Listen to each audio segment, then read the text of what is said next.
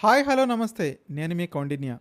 ఢిల్లీలో విద్యార్థుల నిరసనపై high court, supreme court ఎందుకు అనాసక్తిగా ఉంది?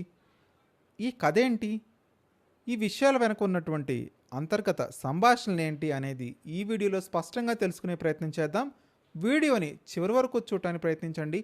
మర్చిపోకుండా లైక్ చేయండి, షేర్ చేయండి, సబ్స్క్రైబ్ చేయడానికి ప్రయత్నించండి.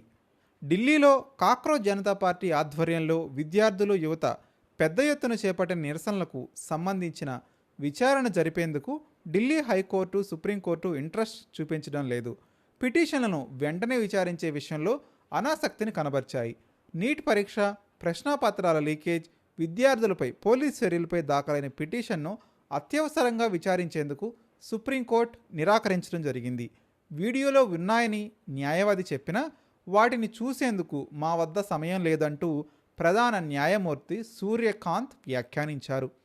ఢిల్లీలో విద్యార్థుల నిరసనల సందర్భంగా ఢిల్లీ పోలీసులు వ్యవహరించిన తీరుపై దాఖలైన పిటిషన్ను అత్యవసరంగా విచారించేందుకు బుధవారం సుప్రీంకోర్టు నిరాకరించింది. పరీక్షల ప్రశ్నాపత్రాల లీకేజ్ వ్యవహారంలో కేంద్ర విద్యాశాఖ మంత్రి ధర్మేంద్ర ప్రధాన్ రాజీనామా చేయాలని కోరుతూ కాక్రోచ్ జనతా పార్టీ పిలుపుతో జరిగిన నిరసనలో విద్యార్థులపై పోలీసులు దాడి చేశారనే అంశాన్ని పిటిషన్లో ప్రస్తావించారు. ఈ అంశాన్ని అత్యవసరంగా ప్రస్తావించిన న్యాయవాదిని ఉద్దేశించి ప్రధాన న్యాయమూర్తి సూర్యకాంత్, మా సమయాన్ని వృధా చేయొద్దు, మీ సమయాన్ని కూడా వృధా చేసుకోవద్దు అని వ్యాఖ్యానించారు. దీనిపై స్పందించిన న్యాయవాది నీట్ పరీక్ష సక్రమ నిర్వహణ, నేషనల్ టెస్టింగ్ ఏజెన్సీలు సంస్కరణలు వంటి కీలక అంశాల కోసం విద్యార్థులు నిరసన వ్యక్తం చేస్తున్నారని తెలిపారు. అయితే ఆయన వాదనను మధ్యలోనే ఆపేసిన ప్రధాన న్యాయమూర్తి థ్యాంక్ యూ వెరీ మచ్ అని అన్నారు. విద్యార్థులపై పోలీసులు అతిగా వ్యవహరించినట్టు చూపించే వీడియోలు ఉన్నాయని న్యాయవాది చెప్పక, మాకు వీడియోలపై ఆసక్తి లేదు, వాటిని చూసేందుకు మా దగ్గర సమయం లేదు అని ప్రధాన న్యాయమూర్తి వివరించారు.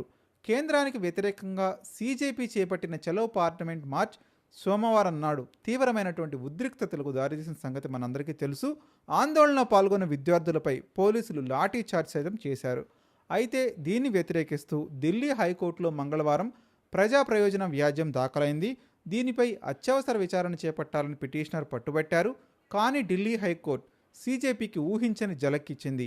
ప్రజా ప్రయోజన వ్యాజ్యంలో పిటిషనర్ కీలక ఆరోపణలు చేయడం జరిగింది. నిరసనకారులపై మితిమీరిన బలప్రయోగం చేశారు కాబట్టి వెంటనే విచారణకు స్వీకరించాలని కోరగా, ఈ అభ్యర్థనను ఢిల్లీ హైకోర్టు ప్రధాన న్యాయమూర్తి దేవేంద్ర కుమార్ ఉపాధ్యాయ్ కీలక వ్యాఖ్యలు చేశారు.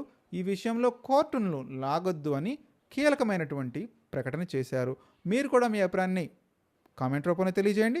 నిజంగానే హైకోర్టు, సుప్రీంకోర్టు సీజేపీ విషయంలో ఎలాంటి వ్యూహంతో ముందుకెళ్తున్నాయో మర్చిపోకుండా కామెంట్ చేయడానికి ప్రయత్నించండి.